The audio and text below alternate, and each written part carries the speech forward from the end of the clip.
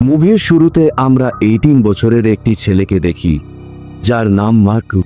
সে তার বেস্ট ফ্রেন্ডের সাথে যখন ঘরে আসে তখন দেখে তার মা তার জন্মদিনের সারপ্রাইজ পার্টির আয়োজন করেছে। সেখানে মার্কের সব বন্ধুরা এসেছে। এটা দেখে মার্ক খুব খুশি হয়। পার্টিতে তার নজর পড়ে এক বন্ধুর দিকে, তার নাম মেলেনি। মার্ক মেলেনিকে খুব পছন্দ করে ফেলে এবং তাকে বারবার দেখছিল। সে মেলেনির দিক থেকে নিজের চোখ সরাতেই পারছিল না। তখন মার্কের বেস্ট ফ্রেন্ড তার কাছে এসে বলে, আজ রাতে তোমার মাকে বাইরে পাঠিয়ে দাও, তারপর মেলেনি আর তার বন্ধুকে ডাকবো, অনেক মজা করব। মার্ক তার মায়ের সাথেই থাকতো, কারণ তার বাবা কয়েক বছর আগেই মারা গেছেন। বাবার মৃত্যুর পর থেকে মার্কের মা একাই তার যত্ন নিচ্ছে। তিনি ছেলের সব ইচ্ছা পূরণ করার চেষ্টা করেন এবং চান যে মার্ক পড়াশোনা করে বড় কিছু করুক। এজন্য তিনি ছেলেকে নিয়ে খুব সিরিয়াস। কয়েক বছর ধরে তিনি এক ব্যক্তির সাথে ডেট করছেন, যিনি প্রায়ই তাদের বাড়িতে আসতেন। রাতে যখন র্যান্ডি লোকটির নাম মার্কের বাড়িতে আসে তখন মার্ক তার মাকে র্যান্ডির সাথে ডেটে যেতে বলে পাঠিয়ে দেয়। তারা চলে যাওয়ার পর মার্কের বেস্ট ফ্রেন্ড মেলেনি ও তার বন্ধু ওখানে আসে। সবাই ড্রিঙ্ক করে অনেক মজা করে। মার্কের বন্ধু মেলেনির বন্ধুর সাথে ঘনিষ্ঠ হয় এবং তাকে কিস করে, কিন্তু মার্ক ও মেলেনি চুপচাপ বসেছিল। হঠাৎ ঘরের দরজার বেল বেজে ওঠে। মার্ক দরজা খুলে দেখে একজন বয়স্ক লোক দাঁড়িয়ে আছে। এই লোকটিকে মার্কের মা তার উপর নজর রাখতে বলেছিলেন। লোকটি মার্কের সাথে পড়াশোনা নিয়ে কথা বলে। এখানেই আমরা জানতে পারি যে মার্ক একজন খুব ভালো প্রোগ্রামার এবং কয়েক মাস পরেই সে একটি ভালো কলেজে ভর্তি হবে। পরদিন মার্ক তার মায়ের কথা মতো কিছু জিনিস কিনতে একটি দোকানে যায়। ওখানে তার পরিচয় হয় 40 বছরের এক সুন্দরী মহিলার সাথে, যার নাম ক্যারিসা। ক্যারিসা তাকে বলে শহরের কিছু জিনিসপত্র কিনতে সাহায্য করতে। মার্ক রাজি হয়ে তাকে সাহায্য করে। জিনিসপত্র কিনতে গিয়ে মার্ক ক্যারিসার চোখের দিকে তাকিয়ে নিজেকে হারিয়ে ফেলে এবং তার থেকে চোখ সরাতে পারে না। সে পুরোপুরি ক্যারিসার প্রতি আকৃষ্ট হয়ে যায়। ক্যারিসা মার্ককে ধন্যবাদ জানিয়ে চলে যাচ্ছিল, কিন্তু মার্ক এখনো তার দিকে তাকিয়েছিল। কিছুক্ষণ পর যখন মার্ক স্টোর থেকে বের হয় তখন ক্যারিসা আবারও তার কাছে সাহায্য চায়। সে বলে তার বাড়িতে শাওয়ার ফিটিং করতে পারছে না, তাই মার্ক যেন সাহায্য করে। ক্যারিসা টাকা দিতে চাইলেও মার্ক বিনা টাকায় রাজি হয়ে তার সাথে গাড়িতে উঠে যায়।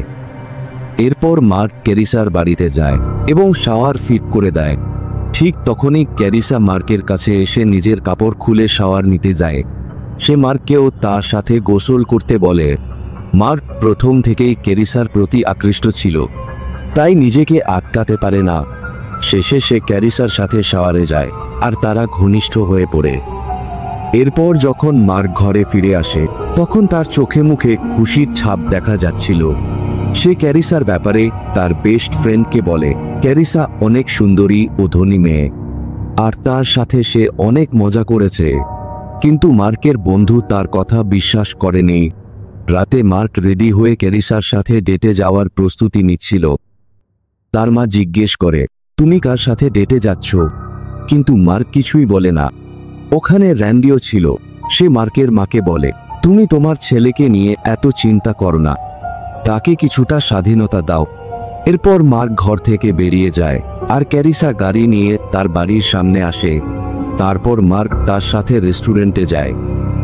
রেস্টুরেন্টে খেতে খেতে তারা অনেক গল্প করে। মার্ক ক্যারিসাকে জিজ্ঞেস করে, তোমার কি বিয়ে হয়ে গেছে?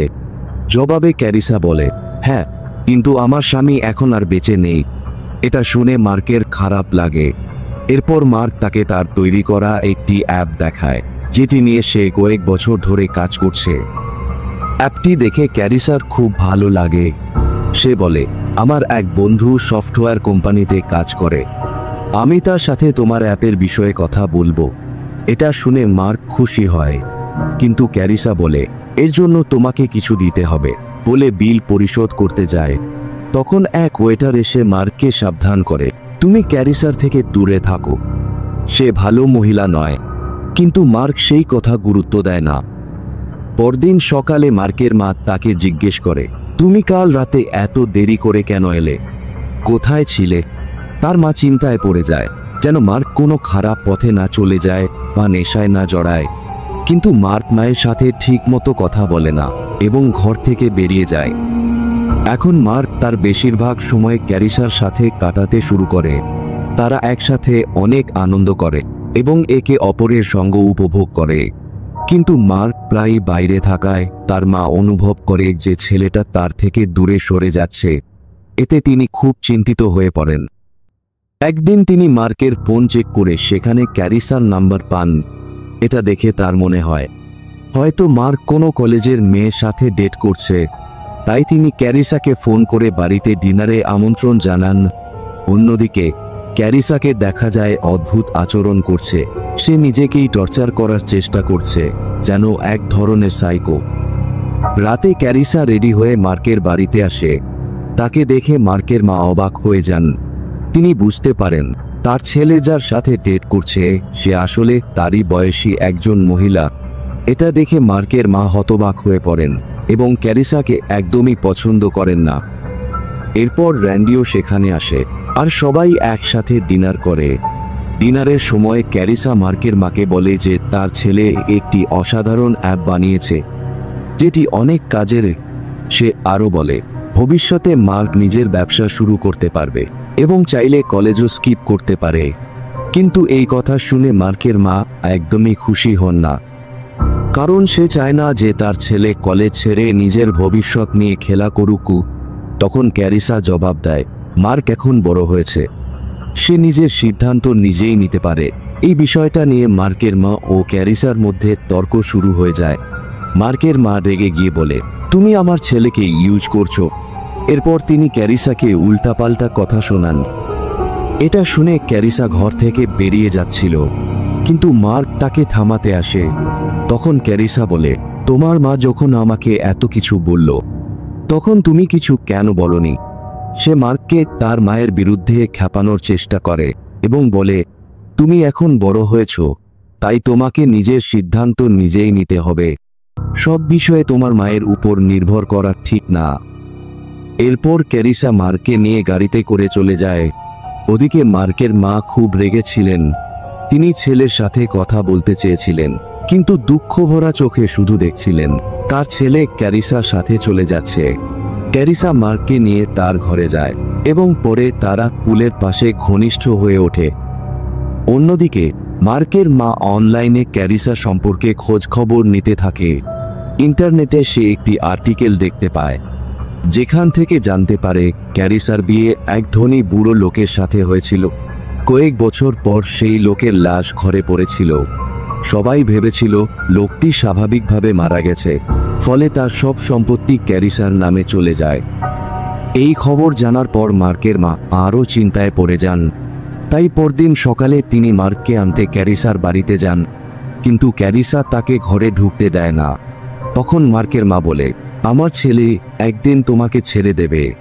ক্যারিসা জবাব দেয়, আমি মার্ককে এমনভাবে গাইড করব যাতে সে তোমাকে ছেড়ে সবসময়ের জন্য আমার কাছে চলে আসে।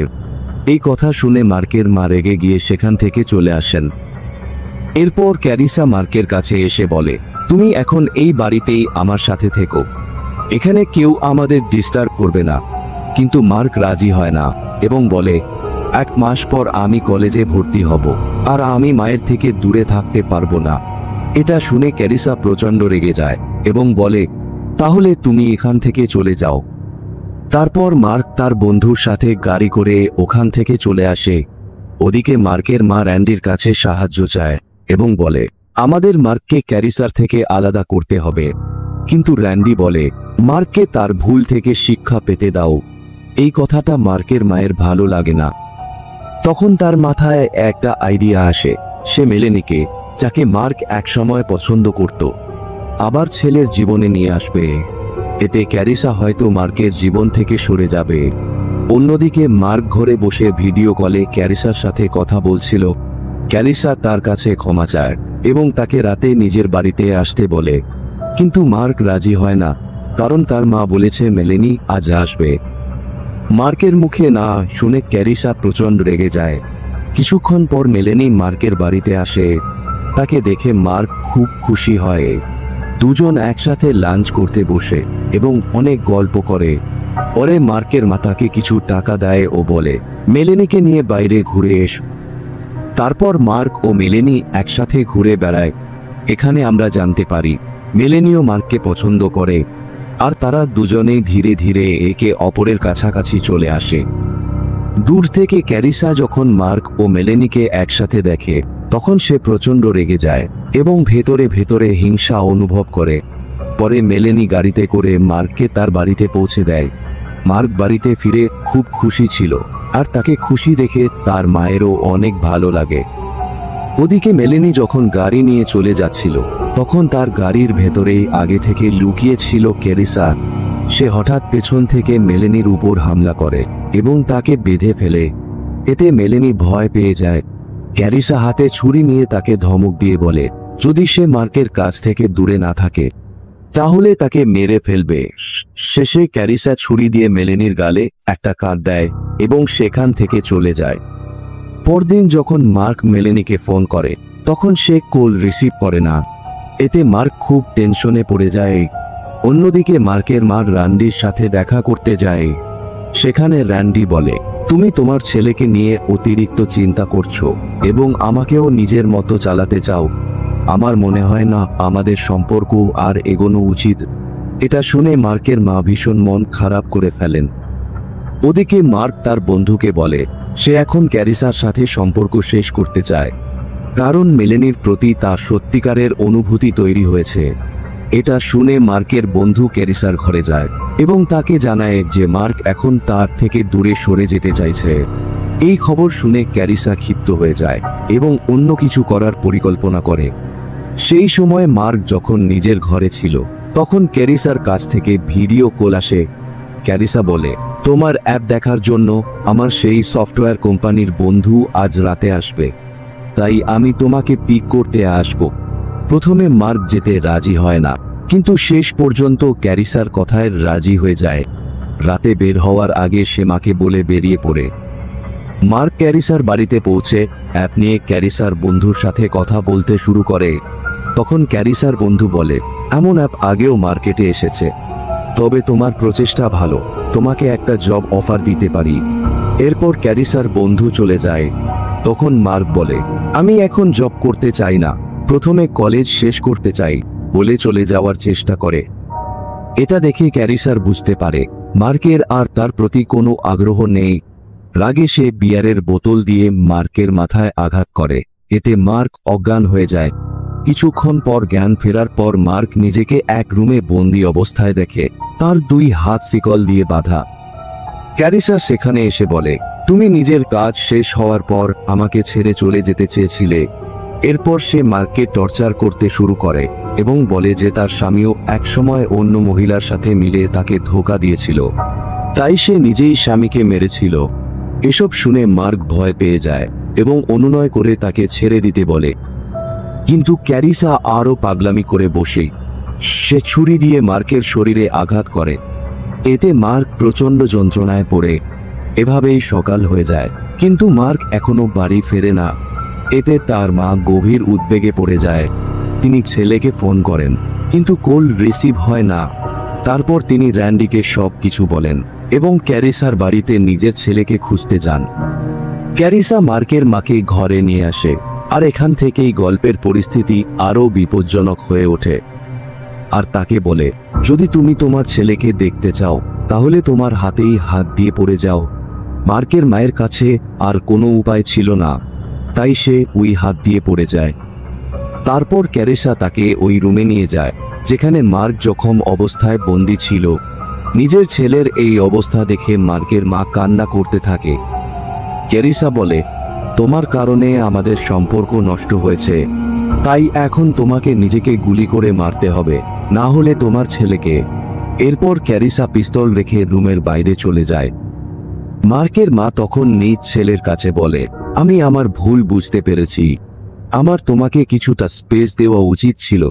তখন বাইরে থেকে গুলির আওয়াজ শুনে ক্যারিসা তাড়াতাড়ি রুমের মধ্যে ফিরে আসে। ক্যারিসা দেখে মার্কের মা নিচে পড়ে আছে। ভালো করে দেখার জন্য কাছে আসলে মার্কের মা তার উপর হামলা চালায়। এরপর ক্যারিসা ও মার্কের মায়ের মধ্যে এক লম্বা ও ভয়ঙ্কর লড়াই চলে। শেষে মার্কের মা ক্যারিসাকে বেহুশ করে দেয়। তারপর মেলেনি ওখান থেকে বের হয়ে যাচ্ছিল, তখন ক্যারিসা আবার উঠে তাদের উপর হামলা করার চেষ্টা করে, কিন্তু তখনই রেন্ডি এসে একটি রড দিয়ে ক্যারিসার পেটে আঘাত করে। এতে ওখানেই তার মৃত্যু হয়। সেই সময়ে তারা রুমের ভেতর থেকে কিছু শব্দ শুনতে পায়। রেন্ডি বক্স খুললে দেখে ভেতরে মার্কের বন্ধু রয়েছে, যাকে ক্যারিসা বন্দি করে রেখেছিল। এর কয়েকদিন পর দেখা যায় মার্ক মেলেনের সাথে কলেজে যাচ্ছে। রেন্ডি ও মার্কের মা তাদের কলেজে পৌঁছে দিতে আসে। মার্কের মায়ের সাথে রেন্ডির সম্পর্ক এখন ঠিক হয়ে গেছে। এভাবেই এই মুভির গল্প শেষ হয়ে যায়। গল্পটি তোমাদের কেমন লেগেছে কমেন্টে জানাও। ভিডিওতে লাইক দিতে ভুলো না। আর এরকম দারুণ সব মুভির এক্সপ্লেইন দেখতে চ্যানেলটি সাবস্ক্রাইব করো। নতুন গল্প নিয়ে আবার দেখা হবে।